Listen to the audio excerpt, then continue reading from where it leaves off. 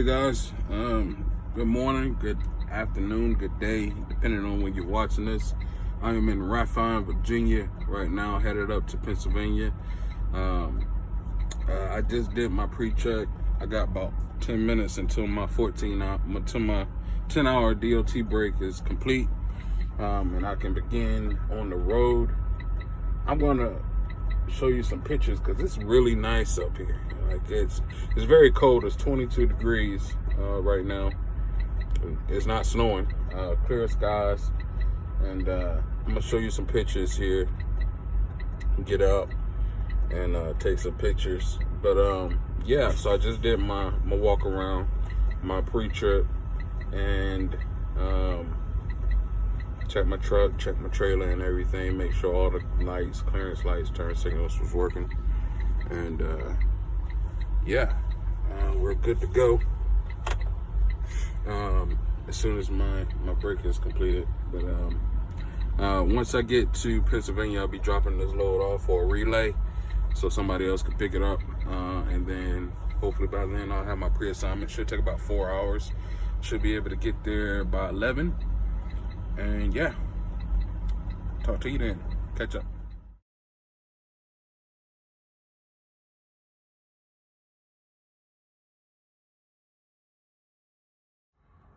What's up, guys? I'm in Carlisle, Pennsylvania at the Schneider OC here. Doesn't look too much different from Charlotte's OC. Except, I mean, it's not out in the middle of nowhere. It's pretty much in town. There's an Amazon facility right next door that I mistakenly went into, and luckily had enough room to turn around because they're like literally share a driveway. But I'm here. I'm waiting for a pre-assignment. I'm gonna call there. So pre-assignments, just to explain, their pre-assignments are your total load. Like it'll be your new load. You can review it, and so the reason it's in pre-assignment, it hasn't been assigned to you yet. You can review it, take a look at it, see if you could safely accomplish that, and then you can accept it, make it active, and then it becomes your active assignment. But I don't have anything in pre-assignments. I don't have an active because that's already finished. So I'm done here. I'm just at the OC. There I do have a break there. That might be why. Let me go off duty.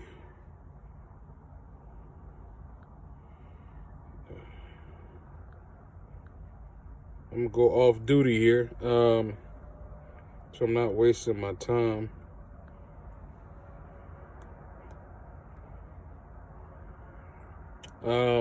They did it also. I was at the pilot fuel stop earlier, about an hour ago. That's where I was headed when I left Virginia this morning. I was going to a pilot fuel stop, although I stayed at a Petro last night. The reason I didn't get any fuel there is because they recommend they will recommend a certain gas station. It's like an optimal fuel station for you to go to. And so they recommended that I go to this specific fuel station in Maryland, and I went there. And the reason you want to try to do that as much as possible, try to go to the ones they recommend, is because with Schneider, you get bonus at the end of every quarter. You get a bonus, 5 points. There's a 5-point bonus. One of those points you get just for going to the fuel stations they recommend to you. 3 of them is based on your miles per gallon, I believe, and then the other one is you coming to work whenever you say you are. When you say you're going to be back on Monday, and you come back on Tuesday, you got to come to work whenever you say you're going to be back to work. So that's another point as well. So I mean, it's pretty easy to get 2 of them. Like, just go to the fuel station that they recommend you go to, and just come back to work when you say you're going to come back to work. And then the other 3, some people say they're easy. You know, it just depends, because they're stressing the use of your cruise control, which, I mean, if you're on I can understand, you know, if you're on a curvy down with a lot of grades or hills, on the interstate, then you might, want to go manual with it, or, take off cruise control. But, if you're on an interstate, and it's pretty, even if it has some turns, they're pretty wide turns, or soft turns. They're just cruise control it, put yourself in the right lane, get over whenever you see a hazard on the road, a truck stop or whatever, a broken down truck or something, make sure you get over, turn your hazards on, and then after you pass them, turn them off, but, just cruise control it. And that'll save you on some fuel. That'll save you on your miles per gallon. So, yeah, so I'm gonna actually give my DTL a call and see what it's all about. Ask her a couple questions as well, and I'll talk with you all later. Peace. Hey, I don't know what the heck that is. It's blocking the doggone light. Oh my God. What's up, guys? Back in the cab. I am in York, Pennsylvania right now. It started to snow pretty thick, pretty bad. And the roads are kind of tight here. I don't know how long that'll be for, but I just didn't feel too comfortable with how I had seen a couple of wrecks on the interstate. Not from the weather, but they had signs like, I've never seen signs that said, watch out for aggressive drivers. I was like, so they know that there's aggressive drivers out here. Like, that's crazy. I haven't seen a sign like that. And then I bypassed a couple of, I'm seeing certain signs for the first time. Another sign I seen was, what does it say? It's like heavy merge area. And they were not lying. I went like I was in the right lane. I can see oncoming merges happening. Like, cars coming down, and I can adjust, either get in the other lane or slow it a little bit down. But it was like back to back to back to back to back to back to back to back to back exits, and people merging like crazy. And the left lane, it was like, these lanes are tight. It's only 2 lanes. And it's going through a city. Like, it's a city. And I'm like, wow, who made these roads, man? Who made these roads? But it was tight. Like I said, I'm stopped off at a Rutter's. I heard about it. Food smelled good, but like I said, money, safety,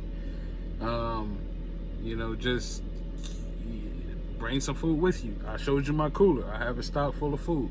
No reason I need to be spending any money in there. I did buy some ice, but that was it. I had to throw out some food, which, I'm a little bit ticked off about, because I don't like to waste food.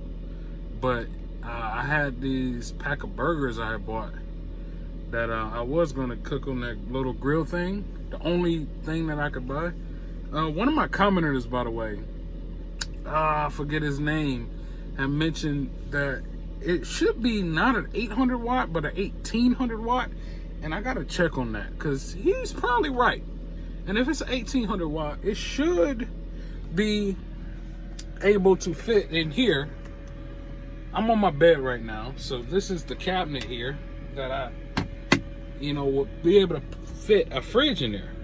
Right now I just got some food in there, but I should be able to fit like a little small fridge in there. And if it's 1800 watts, yeah, that should be the case. But I swore, I'm fairly confident he said 800. Maybe he meant 1800. I don't know. But I'll check back in on that. But yeah, I was planning on cooking the burgers on that. But then I was emptying out my cooler, and the water at the bottom came out brownish, like yellow brownish. I was like, the only thing it could be is the meat. And sure enough, got it out, and it was leaking. It was bleeding from the bag. So I had to throw that out, because I didn't want to go through cooking that right now. I just don't feel like it. I'm already tired. I got some hours in of driving. I got a few 100 miles in of driving today. Not as much as I wanted to. but maybe I can wake up early in the morning and get back at it. I gotta go to Rochester, New York. So that's my load. I'm picking up some chips, some Frito-Lays, and I'm going to Rochester. And I won't be telling you guys every load that I pick up, because some of it, although one of the reasons, besides Wi-Fi availability, one of the reasons why I keep these videos a day back is for my own safety.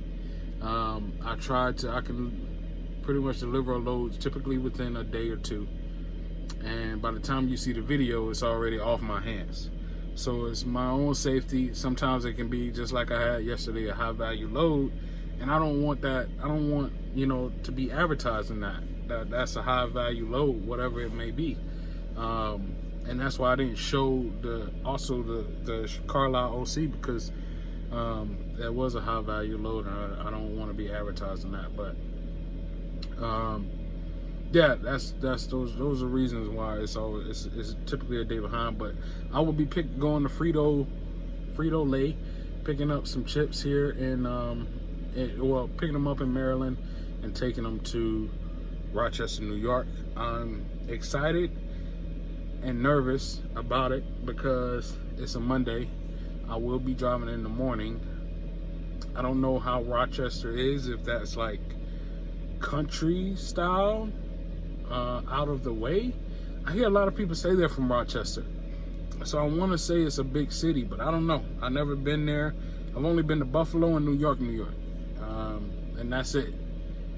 So I don't know about Rochester or anything like that. If you do know, drop it in the comments there if you're from there. But yeah, I'll hit you up, guys, tomorrow, or if there's any updates on the snow or the weather, and I have to get up earlier than expected. Right now I have to wait for my 10 hours because my 14 hours has already started ticking down. So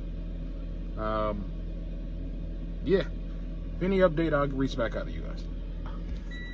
All right, guys, this is going to be a shorter video, or this section is anyway. I'm at my shipper here in Aberdeen, Maryland. I did get up around about 2 o'clock this morning and got down here in about an hour or so. I had to back this in, and then I got to pick up a load, and then I got to go to Rochester. I'm trying to do this before traffic hits, so that's why I woke up early in the morning. So take that into consideration when you're coming up to the north. But yeah, let me go ahead and drop this trailer, pick up my next load, and get the heck up out of here. I'll talk to you guys later. Hey, what's up, guys? I am in Buchanan, Pennsylvania, fueling up. I'm gonna try to get out of it. I don't know if you can see it. It's snowing here, just as it's been for a while. Everywhere I went. But it's at least daylight out now. Makes it a little bit easier, but it is around about 8 o'clock. Trying to get out of town here. Seems to be busy traffic. And get on my way.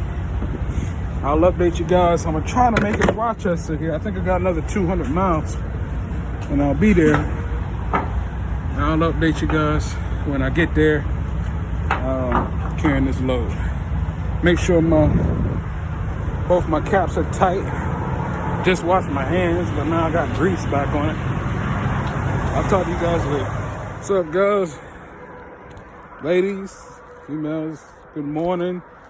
Good afternoon, good day, depending on whenever you're watching this.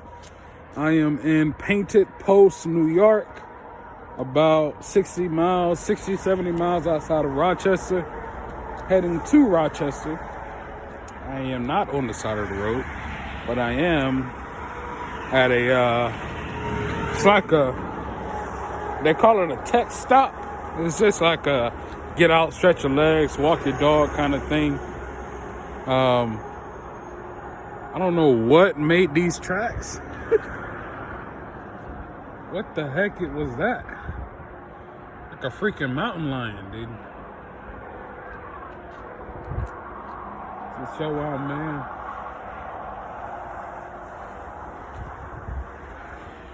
It's pretty dope. Nice scenery. I'm only here for about 30 minutes so I could build back up my 8-hour DOT time. And that should leave me with enough time to get there, unload, and also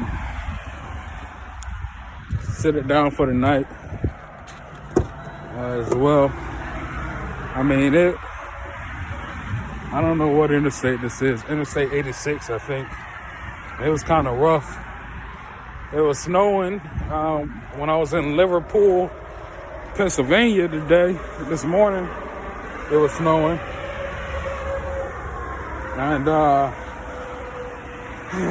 And I thought, I was thinking, I looked at the weather app, I didn't think it was going to be as bad.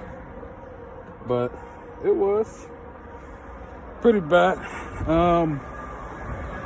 But it stopped, and then it was just mountains. I mean, it was wide turns. It wasn't like sharp turns coming down the mountains. But, I was kind of weary because although the power had come through, there's still ice on the very edges. So you really didn't have any shoulders for any kind of leeway at all. So, those tight bridges as well. And I don't know what it is, but I've like 6 trucks carrying trailers. Those trucks that carry trailers. I passed like 6 of them. And I would have to get over on the shoulder for a little bit. Get over on the shoulder so they could pass. That was kind of nerve-wracking. But I made it through. It's still sunny. I'm glad I started as early as I did, because I definitely wouldn't want to drive at night or drive this at night. And that'll give me some time to find a space and have a little pit stop or whatever today, and then I'll make the trip back down tonight. It is 15 degrees out. It don't feel like it because maybe I've been in the cold for the past couple months. But it is 15 degrees. My truck is dirty. Look at this. That's what I was looking at just now. Look how dirty this crap is. I'm gonna make a sandwich. By the time I finish eating, it should be back time to get moving. So I'll talk to you guys when I get to the shipper. All right. So what I'm carrying is I'm carrying paper, which is pretty heavy. While they load me up, what I'm doing now is looking through my permit book. Any company you work for, you're gonna have to have a permit book in your truck. And that permit book, well, at least this one has references to how far back your tandems got to be, how much weight how much weight distribution, or what's the weight distribution, legal weight distribution for the states you're going through. I'm in New York. I'm going to Ohio. And I know I got to pass through Pennsylvania, a little bit of Pennsylvania. So I'm looking at New York, and just, for example, there I'm a 53-inch trailer there, and let's see, legal, yeah, 102, yada, yada, yada. What I'm looking for is down here, axle weight restrictions. So steer, that's good. Your steel tires, that's just your front two on your axle, your front 2 tires on your actual tractor. That's saying how much weight can be on that axle there. So good, I'm good there. Now your single is right behind your tractor. They're pretty much your 5th wheel, not axle there, and it's saying about 22,400 on that, 3,400 on the back tandems of your trailer. Now what I'm gonna do is there's a pilot near here, and I'm gonna go to a cat scale pilot. They have one here, and I don't know if I can use it. I'm gonna check with them to see if I can use it. They do have one, but I don't know if it's a cat scale. If you use a cat scale, if it's an official scale or certified scale, then if you get a ticket and you got a scale ticket thing, and it shows your weight per that scale as being correct, then they'll go to court for you or pay your ticket or whatever. If it's not certified, then they won't do any of that. But so that's New York. So what I'm gonna do is, with this load, which is 43,000 pounds, that's telling me that most of my weight gonna have to be on the tandem, 34,000 to be exact. But what I'll do is I'll split it. I'll probably put, because I could put 20 on the back, 20 on the front, depending on how they load it. I just know that these are my maximums, at least for New York. Now what I'm also gonna do is check Ohio and Pennsylvania, because it has to be the most restrictive. So Ohio, while New York said 22,000, I can only put 20,000 on that single axle there. So state and non-designated highways. So what I'm gonna have to do is, that's my most restrictive so far. So right now I can only have 20,000 pounds there. Let me look at Pennsylvania.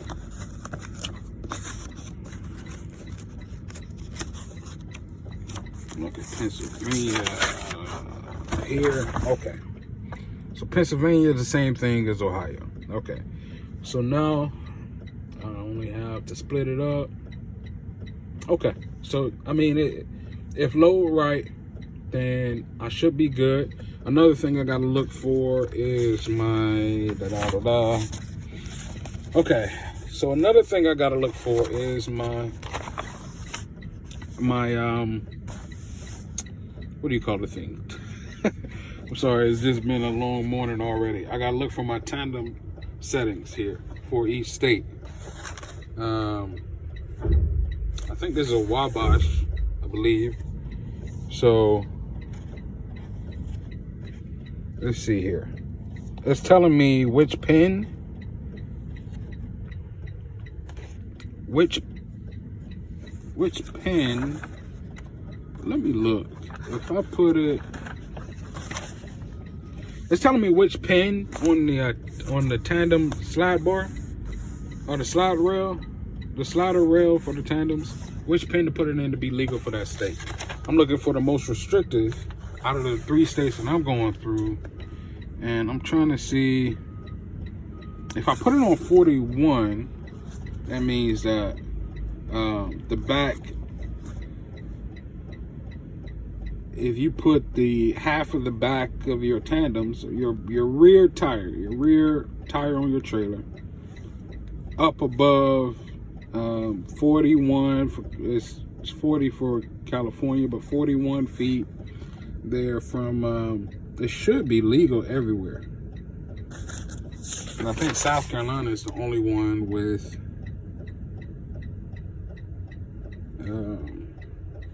with 41. I'm trying to see where that would be.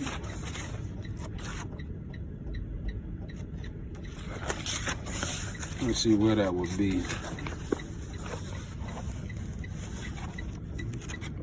Let's see.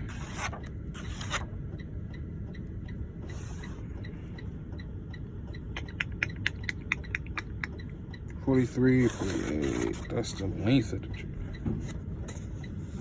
Not looking for the length of the trailer. I am looking. It says here the whole. Okay, here we go. It's right here. Bam. Okay, so I am in New York. New York's 43. Bam. So New York's 43. Pennsylvania's 43. Where's the Ohio? Don't know Ohio. Ohio's not on there. Let me see. Ohio.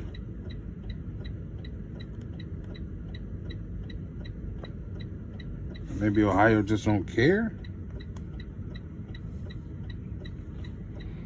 I don't know. Maybe I don't know. Maybe they just don't care. But so Pennsylvania and New York is at 43, which is pretty good. So that means I got some space.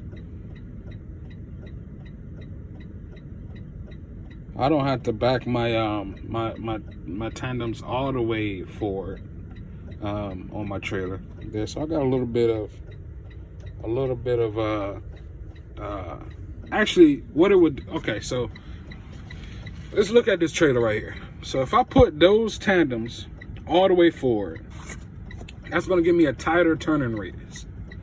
I do have to watch out for the back end of that trailer if I'm doing that. If I leave them, so say for instance, if I left those tires, or if I was picking up that trailer and I left those tandems, these are the tandems. If I left those tandems where they are, right, and just imagine the tractor hooked up to it and it's making a turn, that's going to be a wider turn. Why? Because the farther back your tandems are, the farther back your tandems are, the wider the turn is. The farther up, the smaller the turn. That's why you got California at 40, because they built their roads depending on where those tandems are. And being 43 is not bad at all. But I mean, but 40, I still got to push it. So when you back into a dock, a lot of places, especially places that's going to have a heavy load, is going to require you pull your tandems all the way back before you press on with that load. Make sure your tandems are all the way back, or your trailer is pulled forward, they're going to say. So either one, that's what it means. Before you leave there, just make sure, that's why they do got a scale here. I'm going to use that scale. I'm going to try to use that scale there, so I can make sure that I'm good to go before I leave here. I should be good, but who knows? I don't know. But yeah, just wanted to go over that with you all, just let you know what I was doing while I'm waiting here. What's up, all? Good morning, good day, good afternoon, depending on when you're watching this. I'm in Syracuse, New York. Woke up at like 3:50, 4 o'clock this morning to go pick up this load in Syracuse. I was in Rochester, so I got here about 5 o'clock. I back into this hole here, this dock, and I'm, looking at it out of your mirrors. You want to be lined up with that stairway there, or that porch, or whatever you call it, entryway. No. I back it in, the guy comes out, say you're too far away on your right side if you're looking away. It's like, okay, so I try again. I was out here for like 45 minutes before. I went in and I was getting frustrated. Went in and asked, hey, can you help me out? Can somebody spot me? He's like, no. Now this is like New York, typical attitude, right? So I'm going in, I go back out, I find somebody, one of the nicest people I ever meet. He drives one of those red trucks there for the company.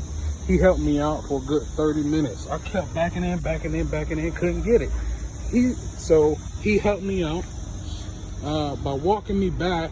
He was looking through my mirrors. He said he couldn't even see it. It's because, all right, so where it's back right now, that's how it's supposed to be. I wish I would have videoed before, but there's these lines. And imagine when I got out here, it's dark and there's snow on the ground. You can't see those, but you can see where I was backing in, right? It was straight. It was in the hole, but it was off on the right side. So frustrated. It's now 7:30 and we got started packing it in about 10 minutes ago. So I might be here another hour or so. Who knows? But that was just real frustrating. And I'm so happy I met that guy. He helped me out big time. So there are nice people out there in the world. Moral of the story.